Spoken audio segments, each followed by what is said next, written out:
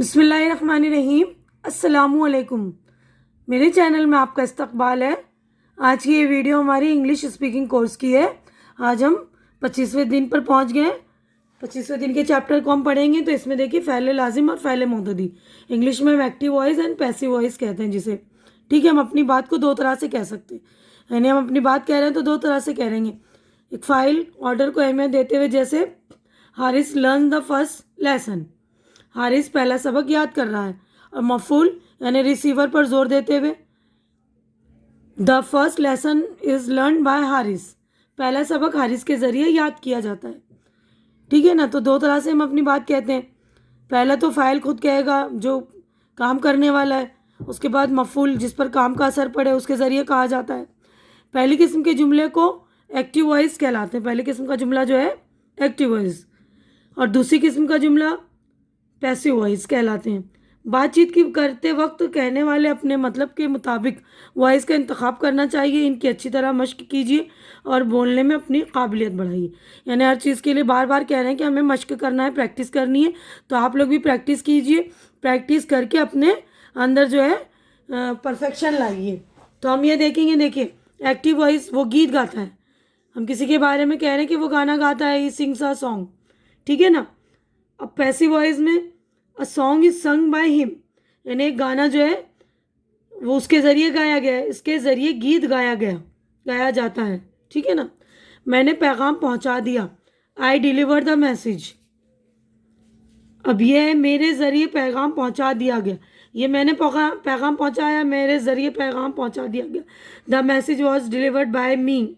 ठीक है ना। दोनों का मतलब सेम है, लेकिन बोलने का अंदाज़ अलग है ना। तो ये एक्टिव वॉइस और ये पैसिव वॉइस। वो क्रिकेट खेलेंगे, दे विल प्ले क्रिकेट। तो मैंने पिछले भी लेसन्स में आपको समझा दिया, इसका दे विल का शॉर्ट फॉर्म है ये, मुख्तसरिया शक्ल जिसे कहते हैं हम, दे विल को दे विल कहेंगे हम। ठीक है ना। क्रिकेट इनके ज़रिए खेली जाएगी, cricket will be played by them. क्या तुम खत लिख रहे हो, are you writing a letter, क्या तुम्हारे ज़रिए ख़त लिखा जा रहा है, is a letter being return by you. मजदूर नहर खोद रहे हैं, labour were digging a canal, मजदूरों के ज़रिए नहर खोदी जा रही थी। A canal was being dug by the labours.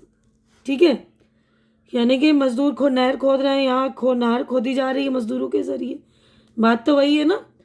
क्या तुमने ये काम ख़त्म कर लिया, have you finish this job, has this job been finished by you, क्या ये काम तुम्हारे ज़रिए ख़त्म कर लिया गया। क्या गाड़ी आने से पहले तुम अपना सामान बांध चुके होगे, will you have packed your luggage before the trains arrival. क्या गाड़ी आने से पहले तुम्हारा सामान बांधा जा चुका होगा, will your luggage have been packed before train's arrival. इसकी मदद करो, हेल्प हिम, इसकी मदद होने दो। देखिए, इसकी मदद करो, इसकी मदद होने दो। Late him B help by you, यानी बाय यू तुम्हारे ज़रिए उसकी मदद होगी, या तुम उसकी मदद करो, ऐसे बोल सकते हैं ना। तो दोनों सेंटेंस का मतलब सेम है, लेकिन बोलने का बस तरीका थोड़ा सा फ़र्क है। ठीक है। अब अगले सफ़े पर हम देखेंगे वॉइस बदलने के लिए, यानी फ़ाइल की जगह मफ़ऊल को बदलने के लिए दो चीज़ों का ख्याल रखना अशद ज़रूरी है। कभी जुमले में फ़ाइल को मफ़ऊल और मफ़ऊल को फ़ाइल बना दिया जाता है, जैसे राम फ़ाइल है, ने रावण को मारा, रामा किल्ड रावण। फ़ेल मुतअद्दी में ये हो जाएगा, रावण राम के ज़रिए मारा गया, Ravana was killed by Rama. फ़ेल की शक्ल बदल जाती है, यानी किसी भी ज़माना एंड टेंस का वॉइस हो इसी में पार्टिसिपल मेन वर्ब में बदल दी जाती है। जैसे डू का डूइंग वगैरह से बदल कर डन हो जाएगा, और दूसरे इसके साथ एक मुअव्विन फ़ेल has been, is, was, be वगैरह लगा दिया जाता है। ऊपर दिए गए जुमलों में मुख्तलिफ ज़मानों की शक्ल में देखिए, नीचे कुछ जुमले दिए गए हैं जो पैसिव वॉइस में है, लेकिन इनमें फ़ाइल नहीं है, इसलिए फाइल के गायब होने की वजह से इनको एक्टिव वॉइस में बदलना मुमकिन नहीं। इस तरह के बहुत से जुमले हो सकते हैं, ये जहन नशीन रहे। यानी फ़ाइल नहीं रहता, अंडरस्टूड होता है फ़ाइल। ताजमहल बहुत खर्च करके बनवाया गया है। The Taj was build at an enormous cost. मकई बरसात में बोई जाती है। Maize is sown in the rainy season. आपको आपकी लापरवाही की सज़ा दी जाएगी। You will be punished for your negligence. इस पर चोरी का इल्ज़ाम लगाया गया था। He was accused of theft. सभी पर्चे देखे जा चुके होंगे। All the papers will have been marked. क्या आपको धोखा दिया गया? Have you been cheated? कैसे मुतल्ला कर दिया गया? Has he been informed? Inform करना, आगाह करना, मुतल्ला करना, ठीक है ना। वो चीनी हमलावरों से लड़ता हुआ मारा गया। He was killed fighting the Chinese aggressors. Gandhi ji की पैदाइश 2 अक्टूबर 1869 के दिन हुई। Gandhi ji was born on 2 अक्टूबर 1869। नौचंदी मेला हर साल मेरठ में लगता है। The Nauchandi fair is held every year at Meerut. Delhi से कई रोज़नामे शाये होते हैं। Many dailies are published from Delhi. इन्हें आपसे मिलकर खुशी होगी। He will be pleased, happy. Please लिख लेंगे या हैप्पी लिखेंगे, दोनों का मतलब खुशी। टू सी यू, अब इस तरह बोल सकते हैं, he will be happy to see you, he will be pleased to see you.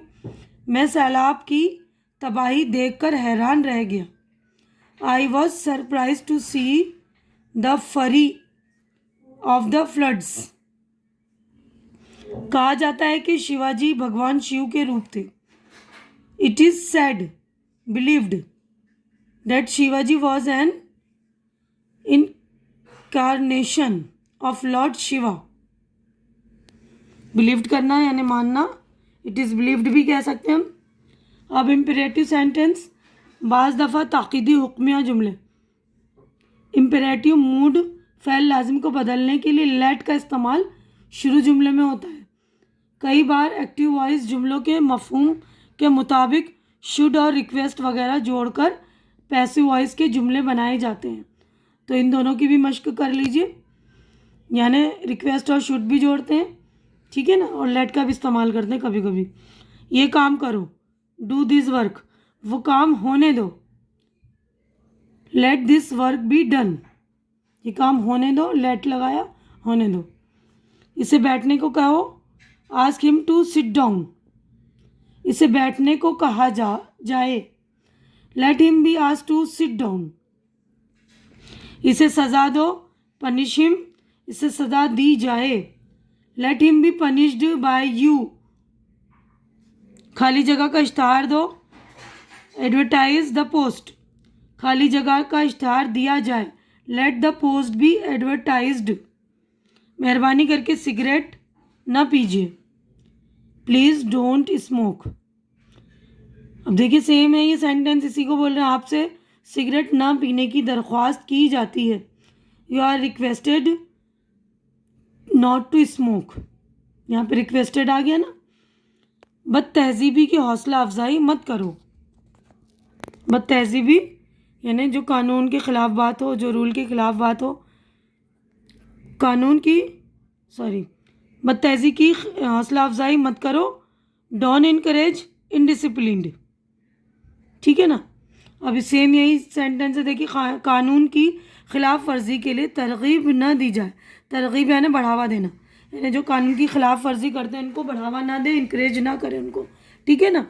तो indiscipline shouldn't be encouraged, encourage करना, बढ़ावा देना, हौसला अफजा करना, ठीक है ना। तो अभी हमारा देखिए ये बढ़ाए याददाश्त यानी टू रिमेंबर।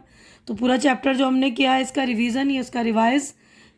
रावण, पहला देखिए, Rama killed Ravan, Ravana was killed by Ram, ठीक है ना। तो सेम सेंटेंस पहले भी हमने पढ़ रखा है। पहला जुमला फ़ेल लाजिम एक्टिव वॉइस है, दूसरा जुमला फ़ेल मुतदी पैसिव वॉइस है। फ़ेल लाजिम में फ़ाइल ख़ास होता है और फ़ेल मुतदी में मफ़ऊल ख़ास होता है। एक्टिव वॉइस में फ़ाइल होता है ख़ास, ठीक है ना, और पैसिव वॉइस में मफ़ऊल जिस पर काम का असर पड़े वो ख़ास होता है। फ़ेल लाजिम को फ़ेल मुतदी में बदलने के लिए बाय का इस्तेमाल किया जाता है, जैसे Ravana was killed by Rama, cricket will be played by them. कई दफ़ा फ़ेल मुतदी में बाय का इस्तेमाल नहीं होता, जैसे let your lesson be learn, he was charge with theft. इस बात को हरगिज़ फरामोश न करें, यानी नहीं भूलें आप कि फ़ेल मुतदी अक्सर वहाँ इस्तेमाल होता है जहाँ जुमले में मफ़ऊल पर जोर दिया जाए। मिसाल के तौर पर अगर कोई तालिब इल्म कहना नहीं मानता तो कहा जाता है कि you will be punished for your negligence. यानी अगर कोई तालिब इल्म बार बार हम समझा रहे वो बात हमारी नहीं सुनेगा तो हम उसको बोलेंगे ना तुम्हें सज़ा दी जाएगी, तुम्हें तुम्हारी लापरवाही के लिए सज़ा दी जाएगी। तो you will be punished for your negligence, ठीक है।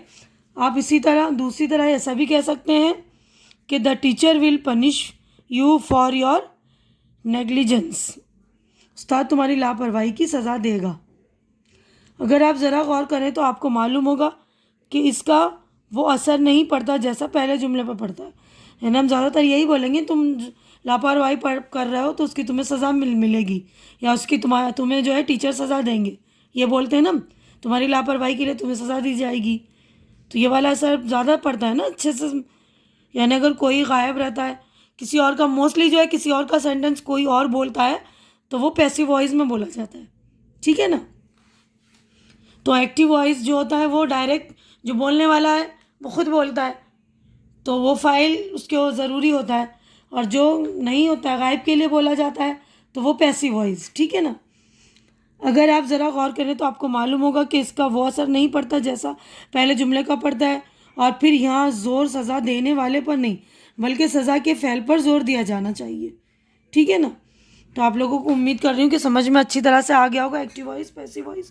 तो आप लोग इसकी मश्क कीजिए, प्रैक्टिस कीजिए अच्छी तरह से, बार बार आप लोग मश्क करेंगे तो इजीली आपको समझ में आ जाएगा और आप लोगों को आसानी हो जाएगी समझने में भी और इस्तेमाल करने में भी। तो बार बार प्रैक्टिस कीजिए, प्रैक्टिस करने के बाद इसको आप इस्तेमाल कीजिए, यानी उसको रोज़मर्रा के बोलचाल में इस्तेमाल कीजिए, कुछ सेंटेंस इस्तेमाल कीजिए। शुरू शुरू में आप थोड़े करिए, आज अगर 5 कर रहे हैं तो अगले दिन आप 10 कीजिए, इस तरह बढ़ाइए। बार बार प्रैक्टिस करेंगे तो आपकी जो है झिझक भी ख़त्म होगी और परफेक्शन भी आएगी। तो उम्मीद करती हूँ कि मेरी ये वीडियो आप लोगों को अच्छी लग रही होगी। अच्छी लग रही है तो इसे लाइक कीजिए, ज़्यादा से ज़्यादा शेयर कीजिए ताकि ज़्यादा ज़रूरतमंद लोगों की ज़रूरत पूरी हो सके और ज़्यादा लोगों की लाइफ जो है चेंज हो, उनके इस्तेमाल करने में आसानी हो, उनके जो है इंग्लिश की पकड़ मजबूत हो। और मेरे चैनल को सब्सक्राइब करके मेरी हौसला अफजाई कीजिए, क्योंकि मेरे चैनल का सब्सक्राइब करना बिल्कुल फ्री है। आप लोग चैनल सब्सक्राइब करते हैं तो मेरी हौसला अफजाई हो जाती है। तो प्लीज़ चैनल सब्सक्राइब करके मेरी हिम्मत बढ़ा दिया करें। हमारी अगली मुलाकात अगली वीडियो में होगी, तब तक के लिए आप लोग अपना ख्याल रखिए, मुझे दुआओं में याद रखिए। अल्लाह हाफिज़।